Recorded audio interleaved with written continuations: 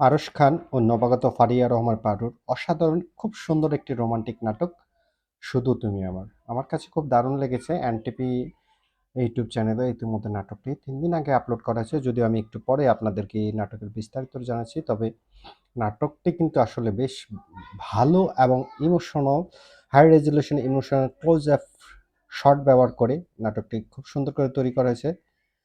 আম একজন আরেকজনকে দিকে তাকিয়ে থাকা বা রোমান্টিক বিরহ, রোমান্টিক মোডের ছবি থিম অনুযায়ী চমৎকার মানাবে। আপনাদের কাছে আশা করি খুব ভালো লাগবে।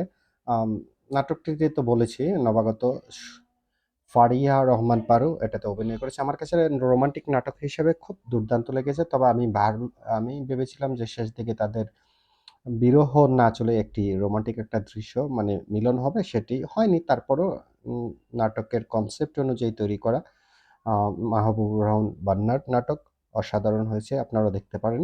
এখনই দেখে নিন 'শুধু তুমি আমার' নাটকটি ইউটিউব চ্যানেলে।